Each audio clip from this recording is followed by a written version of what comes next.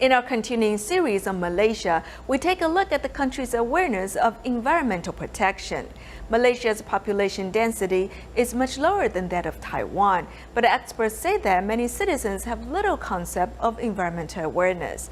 The country is rich in palm oil, which is a high economic crop. However, the reliance on palm oil leads the country to rely on grain imports. Furthermore, previous practices of slash and burn farming have taken their toll on the environment.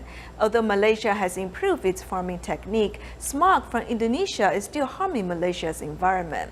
Here is our in-depth report.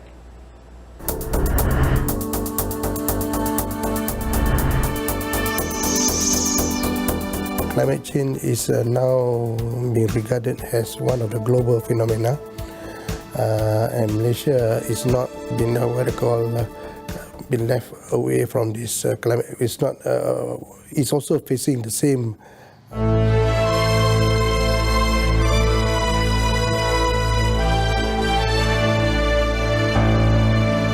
The sea level rise problem in east coast of Peninsular Malaysia, Sabah and Sarawak. We have already projected that the sea level rise has increased from 0.9 centimeter per year. Previously, Malaysia suffered very few natural disasters, but more and more have appeared in recent years. Natural law has been destroyed, so the impact on the world will be very long.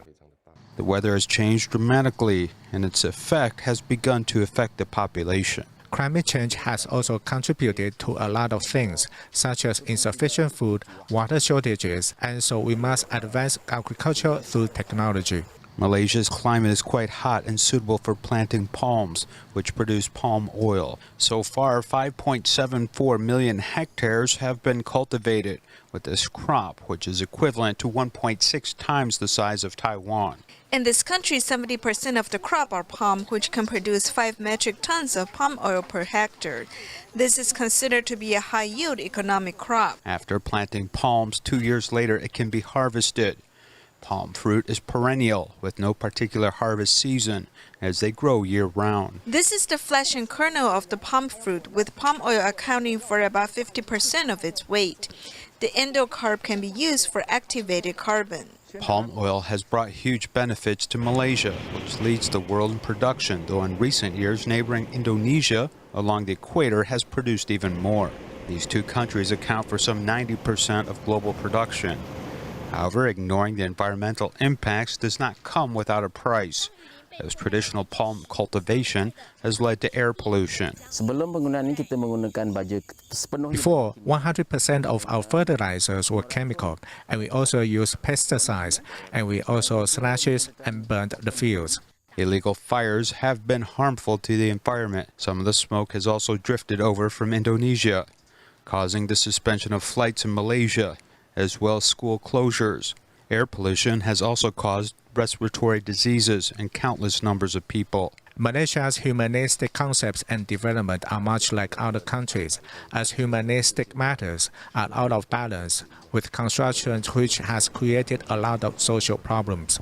With no expected change in continued cultivation of palms, Taiwan's environmentally friendly practices may slow down the negative impact on the environment.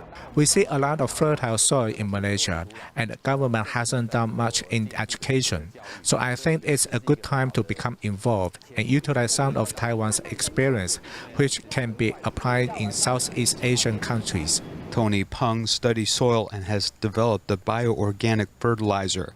For this, he acquired a large amount of coca and coffee residue, which he recycles. What we call biochemical organic fertilizer utilizes natural raw materials, such as discarded material, which we can turn into fertilizer. Residual organic matter is put through a technological process which involves microorganisms to produce a high-tech agricultural fertilizer. If you talk about environmental protection, farmers will not accept it. But when you discuss technology and how it can help the environment of preventing farmers from wasting their fertilizer. To improve the environment, the government began environmental certification and endorsement by the Palm Oil Board. Peng's bioorganic fertilizer has gotten more visibility, as he not only sells fertilizer to palm orchards, but also recycles palm residue. turn it into a fertilizer from our cosmos. And then all the fertilizer will return back into the estate. We have used Taiwan's many years of agricultural experience as well as our ideas on how to make the soil more fertile.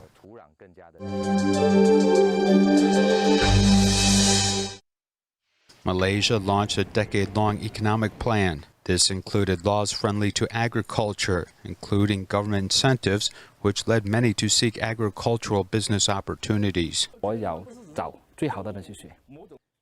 I think that those seeking the best stuff and the best concepts will all come to the same conclusion that Taiwan's agricultural practices are the best. Wang Yu Kai has established a revolving restaurant in Kuala Lumpur, providing 360-degree night views. In addition to operating a high-end restaurant, he has an excellent mind for business and immediately hit it off with Ken Chong, who has an interest in agricultural technology. Taiwan has a lot of advanced technology, and we are able to introduce. After several visits to Taiwan, they launched a 100-hectare parcel of land, which they named Asia Tropical Agricultural Pilot Farm, where they carried out some experiments. The fruit in this Malaysian orchard is actually inferior in taste or smell when compared to Taiwan.